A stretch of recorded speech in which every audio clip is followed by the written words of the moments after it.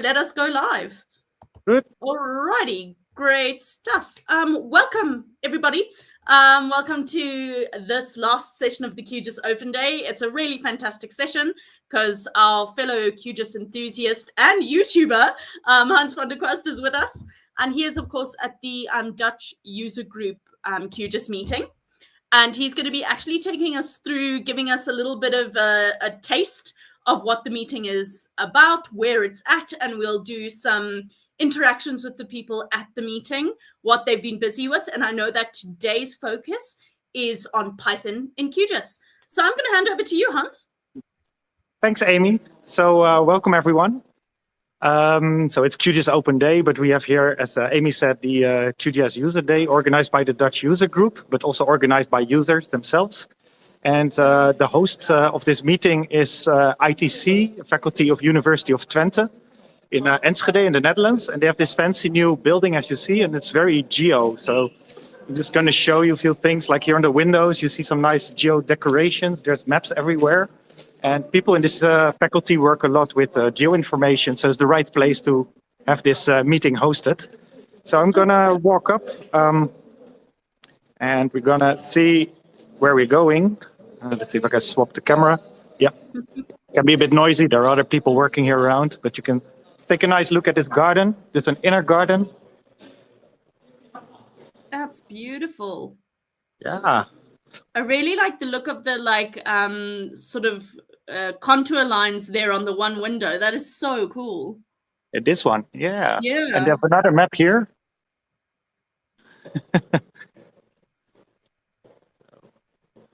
So we're almost there.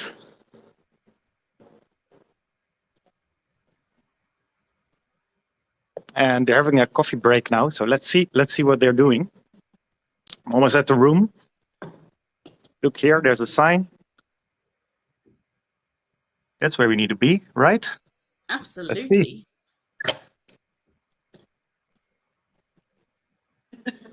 Oh, so here are people from the user group. They're enjoying some coffee, so this is probably a nice time to disturb them a little bit and ask what they've been doing here. Let's find someone. Let's start over here. Hi. Hi. Can you introduce yourself? And I am Sophie, and I ben niet zo goed in. It doesn't matter. Just tell why you are here, what you've been doing and learning today. I learned a lot about QGIS making plugins with QGIS, and I learned something about debugging plugins and some tips and tricks. Okay. And you use it in your daily work? Sometimes. I like to use it more, but I have also some other work. But, yeah. And you found some people here who could help you with things you were struggling with, or you contributed to some solutions this morning? Yeah, some solutions from some problems, but some problems I see other people have the same problems sometimes. Yeah. So that's it's nice to find each other and hopefully come to solutions. That's true. Yeah, that's true. Yes. Okay, thank you. Okay. I'll move Two to Aaron. brains are always better than one. Here we have Aaron. You probably know Aaron. He has been vlogging for us before. Hi, Aaron. Hi. It's been a while. Hi. Yeah, good, thanks. How are you? Good, thanks. It's kind of weird because I cannot see you but I can hear your voice. Yeah. So Aaron, tell us what you've been doing here.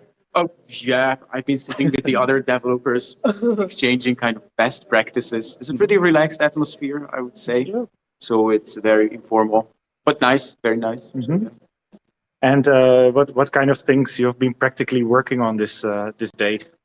Oh, yeah, practically working. It's more about knowledge exchange, I guess, than practically working on things. So yeah, we went through, Raymond had a nice suggestion of going through like building a plugin from zero, a basic one. So you can see the workflow, but also that maybe there are other things we collectively know that are better than what he's doing. And then the point is that then, yeah, maybe together we can that way exchange best practices. It's a bit like pair programming, except not in a pair, but in a whole group.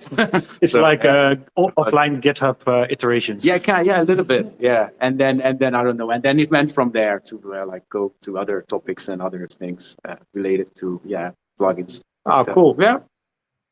let's find some others. So what we did this morning, we had some. Let me switch back to myself here. So this morning we started with a general overview of what the QGIS User Day is and what we do as a user group. And then we also had some demonstrations of people here from the audience, from the participants who made their own plugins, and as to inspire us and also to guide a bit the unconference format that we use. So this is an unconference.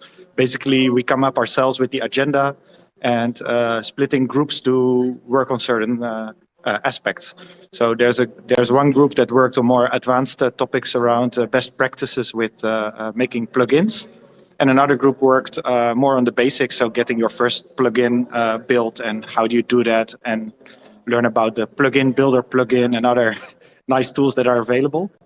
So let's check out here if there's someone else who wants to comment. That sounds amazing. Yeah, I got a student who studies here. Let me switch the camera. Hi, can you introduce yourself? Hi, I'm Priya, student at ITC. Yeah, I'm here. This is the first user day that I'm attending. Okay, and what have you been doing today? What have you learned and what have you done? I've been using QGIS and I knew a little bit of Python, but I never tried QGIS. So this is an interesting time for me to learn from others who've tried it and kind of learn it in a hands-on way. Okay, that's nice. And you are here at ITC normally, yes? Yes, sir. Yeah, so it's nice home game here. Yeah, it's close by. So Nice to be hosted here and see all the students. Okay, thank you. We'll move on. We see here two guys that have demonstrated some nice plugins this morning to inspire the others. So maybe you can introduce yourself. Hi, I'm Sam. I'm working in road inspections. We use QGIS, pretty big projects, and I made some plugins to make that easier. And today we're exchanging a bit. I'm always working on my own. There's nobody else who is working on plugins that I know. So it's really nice to find some people who are doing the same things. Exchange a bit how we use the Python API. I learned quite a lot from him because there were some questions before we started about how can you make an interface of QGIS that has not so many buttons. And he really came up with a nice solution on that works per project, that it customizes the icons that you can see. And that's really a nice thing that we needed here for certain applications where you want to simplify the user interface. So that was really a fantastic tip for us. Wow, I think maybe I need to poach you for QGIS Open Day. Are you free next month, Friday? Next month, Friday. It's Friday or what? The last Friday of the month. I'm definitely poaching you. I'm going to get your contact from Hans. I know this. Yeah, that would be a good demonstration. I will bribe him a bit more here, so he will do that. Hi, how have you been so far? Yeah, it's a nice day. Matthias, by the way, I work at Yonas as a plugin developer. I'm having a great day. It's nice to exchange some knowledge with people who are like-minded and who have the same things. So it's really valuable for me. Yeah. Nice. I'm gonna show you a bit more here what's happening. So besides all this people working and talking and exchanging, we have here also some goodies from the user group. Some pens here. Look at that. Fancy pens. And when I say fancy pens, that brings me to Raymond. Hi, Raymond. Hi, Raymond. So Raymond is the chair of the user group, and maybe the president, I call it. Oh, a president. Yeah, let's call you a president. Sounds better. So Raymond, how have you been? And can you tell us a bit why the user group is organizing this? Yeah, the user group is not really organizing this. So we have a user group, we have many users, and the users can say what they need to know about QGIS and what would be a nice subject for a user day. And some people ask for a Python day, and it looks scary. The code, the Python. This is, look at the Enschede plugin. So, oh, the Enschede plugin. Wow. new plugin coming. So does the user day, the user group organize more of these user days?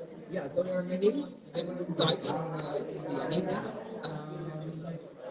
Before we had one for QGIS in larger organizations, we have had a field day going out with field and merchant maps. Yeah, and many to come. Next month there is the more like a general one. Yep. We have 120, I think, users, members, and it's growing still.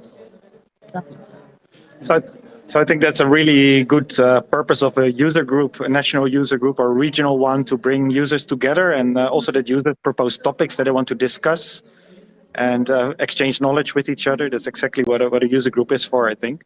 I think so too. Today is, I think, it's a nice day. We are in Enschede at the ITC. And super location, I would say, and a nice day. And I think is a good idea for other user groups in the world to copy it and to do the same thing, because probably everywhere are people who want to learn QGIS and Python. So, Yeah. Yep. Nice. So yeah, after the work here, we are gonna have drinks and conclude. So that's also the fun part. I think a lot is also discussed outside of the unconference sessions during the coffee break. People keep on exchanging, so that's very nice. Yeah, it's good. And we also had a topic of how to convince your manager to make your plugin open source and not just keep it for your company. So that is more like a side subject. Yeah, but people struggle with it. Yeah, it's important. Yeah. So that's yes. So soon we'll have the borrel, which is the beautiful Dutch word for drinks, and probably we'll exchange even more information. Yes. Thanks, Raymond. I'll keep you working on this Enschede plugin. It looks beautiful here on the big screen. Today, right? Yeah, you need to reach the deadline before the drinks. Hi, Serkan. Can I ask you something? Sure. So, Serkan, you work here at ITC. So, Yes. yeah, I need to get you here in the picture. You have this beautiful new building here, and thank you for hosting us as a user group and organizing this. We are very happy to have you, actually. Yeah. So, how is QGIS used in ITC? Well, it's used quite intensively, actually. So in many courses, we are using QGIS. So starting from introduction courses to GIS, also in advanced courses, it's very much in use, actually. Nice. And you are here, of course, at the day that we talk about Python in QGIS, PyQGIS, and plugins. So do you use that in your work? Can you tell something about that? Well, actually, we are very much interested in QGIS plugin development. So that's why actually it's a very good match. For us, it's a good opportunity to learn how things works and how we can also benefit it for our research activities, but also for capacity development. Yes. As well. Yeah. Nice. Thanks. Thank you, Serkan. I see somebody familiar here. Let's move. Let's move a bit on. This is Jonas. Hi, Jonas. How have you been? So good to see you here. And look, Jonas has only one sticker on his laptop, but this is the one that I really like. Oops, my phone now swaps over. I think you have a vested interest in that one. Yeah, exactly. Let's see if I can turn my phone again back upside down. Yeah, here he goes. So Jonas studied at IHE Delft. He has been doing his master thesis under my supervision and got really inspired by using GIS. So Jonas, what are you doing these days and why did you join this user day? Tell us. So I recently graduated. Now I am working as a freelancer. I use QGIS, but I am a member of the Dutch QGIS User Group. I use QGIS, but I never used PyQGIS. So I attended this day as part of the members to see the members and then to network with all the people and see where we are. But most importantly, also to learn how I can be familiar with PyQGIS. And it was a very nice day. We got all the introduction of what PyQGIS is, what to do, what not to do, what's the best practice to use it. And then we were split in two groups where the basic ones we would start and we had some exercise on how to start with PyQGIS. And of course, in that high level programmers of the PyQGIS were doing the best practices and everything. So we had this into groups, and we had a lot of drinks and networking and sharing of ideas. It was a nice day. Great. Yeah. Brilliant stuff. Thank So you. does the audience have some questions? The watchers here at the QGIS Open Day. There Or are quite a you? lot of people that are just saying hi. So Ray says hi. Dashrath says hi. Ismail says hi. I think Hamid says hi as well. So there are a lot of people who have tuned in just to, you know, say hi and see how the QGIS day is going. I'm quite interested to know what kind of best practices that you touched on, because a lot of people are talking about best practices, and maybe some of the viewers don't know what that entails. Yeah. Well, there are different ones. Yes. Sorry to interrupt, but Eric says that some of the audio of the interview is bad. So Oh, it's not okay. easy to hear.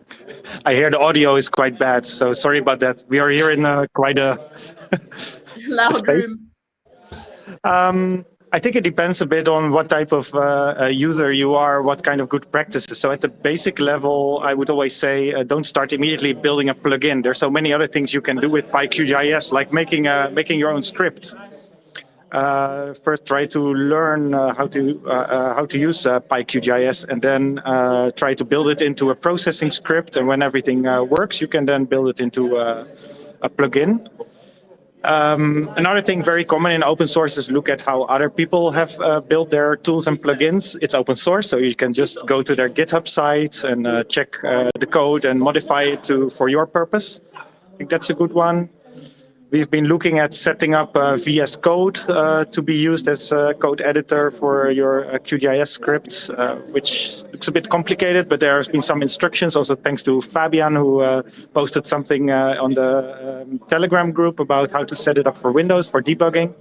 So we've been looking at that. Yeah. I think it's also, people see it's quite a lot of effort. So you're automating things. So it needs to have a real purpose of going that way forward to spend a lot of time in having a plugin instead of all the other things. We also therefore have looked at graphical models and exporting graphical models to Python code. That's brilliant. That's something that I'm actually quite interested in, because I'm quite good at using the graphical modeler, but my coding is horrific, to be kind. And so I think, you know, that sort of thing is really, really, you know, interesting for users and people to understand. The other question that I have is a bit more of a sort of general question. The QGIS User Group, obviously your side of the world in the Netherlands, is very active. You have lots of members, etc. But how can someone go about creating a user group? Can anyone do it in any country? Yes. Well, I think there is on the QGIS website, there's a lot of different examples of user groups. So there's not one format that fits for all countries. Also, how to make it an official group that is an association or foundation or under the umbrella of OSGeo, a local chapter. So there are many different ways. I think if you would like to establish a user group, it's good to engage with existing user groups and figure out what works, what doesn't work. You need to have already, I think, a group of people that are engaging with each other and really find it useful to establish a user group. And I think it has been useful here. We were established in 2019, just before COVID. And it is a way to exchange knowledge, to also update people in your country on what goes on QGIS International, and you have voting rights. So if there are decisions to be made, you also can influence it. And furthermore, we grew so much in the last years that we were also able to become a large sustaining member of QGIS. And that's a great achievement. So people, the members of the user group, they pay a contribution. It's not a big amount of money, but all these people together, plus some companies that pay a bit more, altogether they do not only sustain our activities here in the Netherlands, but also we can support the international foundation with getting better and fixing bugs and all the other things that have to be done. Fantastic. That's a great summary. Tim Sutton from Portugal says hi. He's obviously tuned in online. Hi, Tim. Brilliant stuff. So I think it's quite interesting that as a user group, you have some say in, QGIS, and would you, if a user group gets sort of big enough and they contribute enough, I suppose you guys would look at sending people to the contributors meeting and some of the QGIS conferences, etc. Yes. Obviously from the Dutch user group. We're always with a big Dutch group, and we also organize ourselves. So we normally have a separate chat channel on Telegram or on Signal, and we are in touch with each other on how to best environmentally friendly go to such an event. If it's in Europe, by train or by boat, like what we'll do to Tartu. Some people go by train, others by boat or by bus. So also on that level, we exchange information. I think the user group is very useful for bringing attention to these events, and to also in our national Phosphor-G conferences have the QGIS track.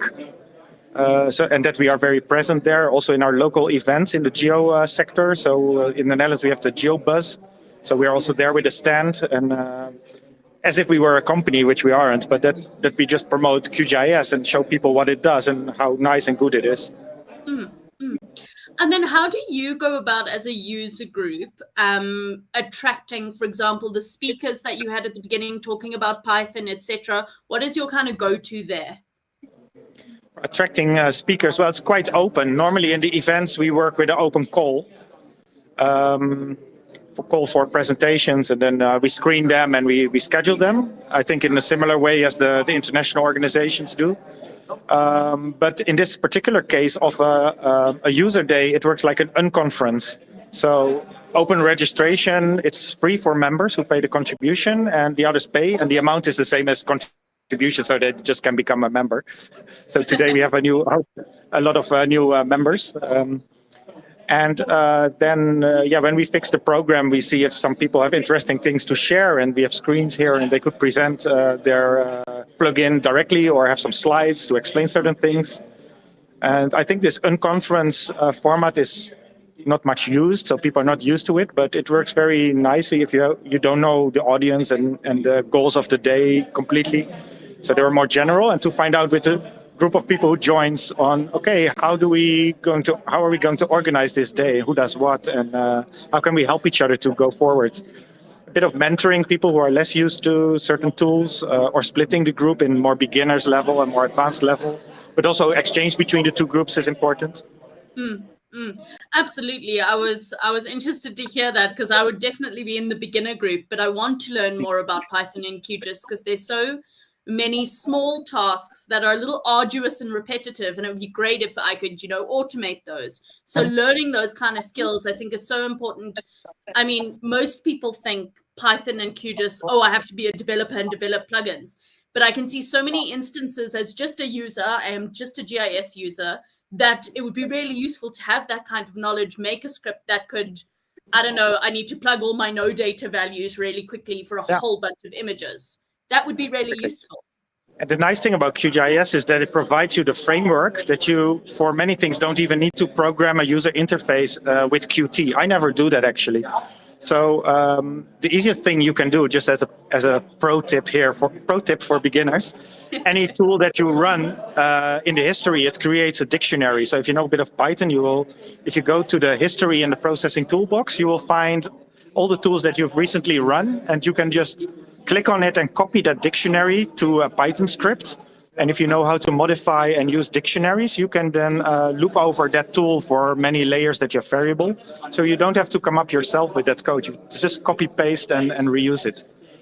And then the next level is you make a graphical model and you click that button to export it to Python. And then you would see this is just a list of all these dictionaries that you can immediately run. But if you know more Python, you could use that code as a basis to further develop your scripts and model. And then, the scripts that you can import yourself to the processing toolbox is very nice, because the interface is taken care of by QGIS. And if you know some Python coding, you can just import the packages that you need, as long as they are in that QGIS Python environment. And then you can do the normal thing you do in Python with your data, but just the input and the output are then organized by QGIS. So a user can simply select that raster or a vector layer and choose an output, and you run. And meanwhile, it runs your Python code, which can be in Pandas or in PC raster, and it produces the result, which opens then in the map canvas. So a lot of easy ways of doing things before you make the step to make a plugin. I have to admit that I rarely make plugins, and if I really want to go to that stage, I hire a good developer, and I learn a lot from from Niall Dawson, for example, to do that final stretch. And if you do your homework well, it's just a little step for a real developer who is more used to make the plugins to go from your code to a plugin. Oh, absolutely. Absolutely, I agree. So one of the people that you interviewed touched on the idea of trying to convince your company to use QGIS open source Python in this way. And I think it is quite a good topic to just chat about for a while, because I know a lot of, especially, for example, in South Africa, the adoption of open source technology has been slow. There's quite a monopoly by some other products in the market, generally proprietary products. But I'm interested to know kind of a summary of that talk that you had and what the outcomes were from the group. Well, first it was questioned if the license of QGIS would allow to have plugins being not open. And I think the consensus was that for plugins, the GNU license in such is not applicable, and you can make it closed for other users. I think convincing your manager is to explain what the advantages of releasing it as open, if it's for the benefit of the wider population of QGIS users. And that it's also gives visibility, you know, oh, that was that organization that produced that plugin. How great is that? You know, let's see what they else do. Also, when it's open source and people want to improve it or fix your bugs in GitHub, you can even work with people who are not on your payroll, and you can get better ideas, innovation can happen. So there are a lot of advantages compared to being an in-house developer that's just alone and probably wastes a lot of time on getting stuck on certain bugs that are difficult to fix, or having it open out there and get help from others out there who solved already certain things. And the outreach is just great if you can create outreach for your organization. Brilliant stuff. We have a couple of people who have tuned in from Argentina and that are saying hi. It's really nice to get people from all over the world who are interested in the different user groups. So hi, everyone. I wonder how many people who are watching now are part of a user group. Maybe we can ask them.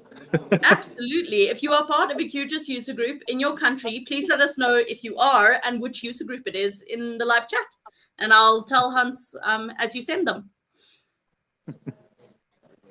And I also wonder if there's a user group, if you also organize these kind of events, or what would you do? And maybe that's also something for a Phos4G conference or a QGIS user conference to address sharing amongst user groups, address the topic of how to establish it, what kind of structures or organization types are possible, what works best. Also there we need exchange of knowledge. Absolutely. I wanted to ask, so I recently gave a lecture on QGIS and open source technology in general at the University of the Witwatersrand here in Johannesburg, South Africa. And many of the students were really involved and wanted to get involved in contributing to QGIS as a project, but also bringing in a user group. So South Africa's user group is somewhat needs to be rejuvenated, I would say. I should probably take on the mantle of that, but I'm a little busy. I know what you mean. Yeah. But do you, as a user group, work with universities and young people in general? In fact, that's my portfolio in the board of the user group. I think so far we have been active at a University of Applied Sciences here in the Netherlands. So we had a stand in their geo experience and we meet them. We are involved in, well, as you see here, hosting events at universities, but I think we can do much more. It's just, I think, a matter of time and getting into touch with maybe student associations in universities. and maybe organize a workshop on QGIS, because universities, as in many countries, traditionally teach GIS with proprietary software. And it would be good if students are also exposed to the world of open source. And I think there's a role for user groups to actively approach the students themselves, maybe not their lecturers who are not so eager to change the way they work.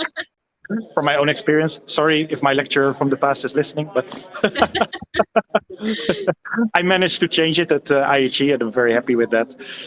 But I still there is conservatism everywhere. So to reach 100% is very difficult, but at least we see also a generation divide. Young people are also exposed to QGIS. They find it on YouTube, and they think also, they question maybe their lectures like, oh, why do we only learn this? There's also this other world around there where I don't need a license and I can just use it everywhere. So I think the generation issue and attracting young people to be active is very important. And for me, if I would be young, open source sounds much more attractive than corporate, wearing a suit and a tie kind of conference. Look at this atmosphere. It's almost like a festival. I should do it like this. Absolutely. And I think particularly for students, it's the time in your life. I say this like I was a student hundreds of years ago, which I was. But it was a time in your life where you want to be part of a group and a community. And that's something that QGIS can give, that a lot of the proprietary software, it's a product, it's not a community. And I think that's such an important distinction.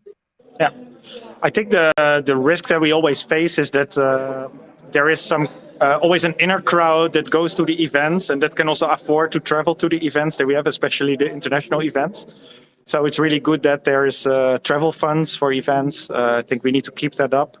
I also have my book fund to support female students from the Global South to join. But they're still underrepresented. Also here during a meeting, we have many more men of a certain age group than women. And it's very hard to improve that.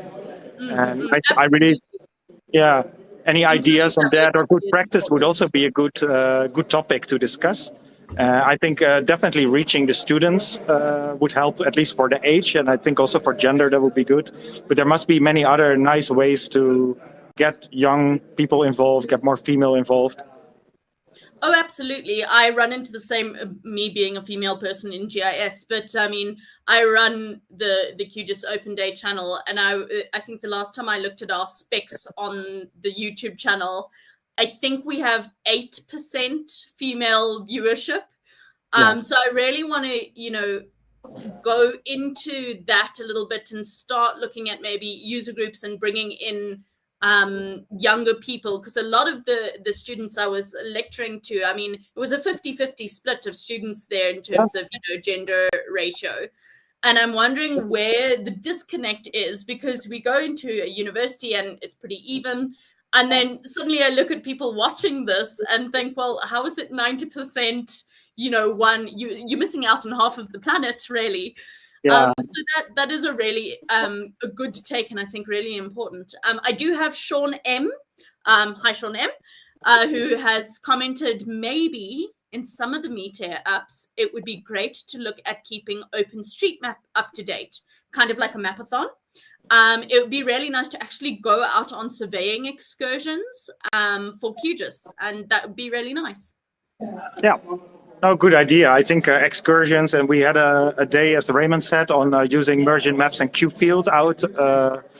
Those are, of course, really nice things you can do with a user group, and probably also will attract people who like to go out, and maybe even young people. OpenStreetMap groups, I see abroad, they are very active, especially in Africa, with chapters with a lot of young people, with female. So I think we need to learn also from them a bit how to get that vibe.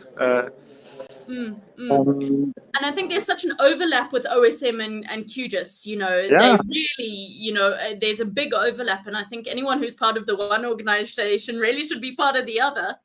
Yeah. What I did after the last Phosphor-G, or the one before, I met the youth mappers from Tanzania, and I asked them if they could host the next mapathon at IHE, because my students would identify much better with them than volunteers of age from our Red Cross. They do a great job, of course, but it's a different generation. And if people from your own country can inspire you and explain to you how to do a mapathon, and doing that during a class where you teach how to use quick OSM to download all these things. I just got a signal that Rosa arrived. Oh, brilliant. Exciting. Just while Talking you about go female over, champions. yes, I see we have a gentleman, Dasharat from Nepal, that says hi, and someone is joining from Ethiopia for GIS and RS. Nice. Good So hi, distribution everyone. over the globe. I just wanted to comment also my YouTube statistics. I also know that 75% is male, 25 female, so it's similar. And yeah, we really need to do something about it. But Absolutely. let's go to our female champion here who organized this event for us. I'm gonna swap the camera. Hi, Rosa. Busy day? Yeah, but super happy, super look of having us. I mean, all the people here in ITC, my home Yeah, institution. in your beautiful new building. I've showed them a bit around in the garden, and we talked to some colleagues of you here. So it's nice. So why did you get this idea of taking the initiative to organize a day on Python in QGIS? Well, you know that I love QGIS. I've been doing some contribution documentations, but I think that we need a little bit more on Python. In academia, we develop a lot of research software, and then more Python is needed. Also, academia and the QGIS communities, they can just cooperate together and improve the research software practices and learn from each other. Yeah, we just discussed with Amy the role of having young people involved in the communities and female. What's your ideas about that or opinion? Or what can we do more? Well, I am really an advocate of females in STEM, and I have done some initiatives. Actually, 4 years ago, I conducted Women in QGIS, and I'm really eager to promote more female in technical domains because I feel lonely sometimes, so I need more females with me. And then I also like to see more young people with new ideas, fresh ideas. Yeah, I'm super happy and eager to promote, to mentor. If anybody can continue a career in this area, please count on me. Yeah. We need to find each other and have good ideas. Yeah. And actually, part of mentorship program in ITC, we are having a mentorship program for females, particularly to encourage more females in programming, particularly because there is kind of a fear, but we can just go and learn and develop more. Is there something we can do as a QGIS user group specifically for this topic? More welcoming environment. Yes. How? Well, I remember my first Hackfest or contributor meetings. It was kind of intimidating. All these male guys. I think more presence of female promoting, announcing, and mentorship. Yeah, more champions like more you in the picture. Thank you. Like Amy. In the picture, but also there to mentor, to get hand by hand somebody. I was lucky that I had a nice QGIS guy. Also the group from QGIS NL. I met Raymond, I met Richard in A Coruña. They really took my hands and take me. Some other people, George, and this guy, I forgot, but he knows who it is. So that helps really, and I love QGIS. I've been around for a while, and now I'm trying to also promote more females on board the onboarding day. That's also really key. To have an onboarding day in advance of an event. Yeah, that's a great idea. Yeah. And how do you think we can promote QGIS more among university students? Because we know that there's a lot of lecturers still using proprietary software. There's others using QGIS. What is your opinion or the way to go? How do we address this? Training the trainers. Mm-hmm. Training the trainers. So we train the trainer that they will replicate. And I think more programs for education. That we can also spend some time in engaging our self-training and promoting this space for collaboration, for communication, looking what is there, what is possible. Because I think that the problem is that some people don't know what is possible, but there is a lot. So providing and promoting this space. I think that can help a lot. And yeah, this collaboration, a specific program for education, that's also help. Nice, I agree. Amy, any other questions from you or Hi, from the hi audience? again. No, that's brilliant. I just see a couple of people from Ethiopia saying hi, and that, you know, QGIS is being really adopted as a platform in a lot of African countries. And I know I have a background, obviously, from South Africa, that in universities that is being done because of the exorbitant fees for proprietary software. So it was super hard to listen because the sounds, yeah. So I see. I see. No, not at all a problem. Hi.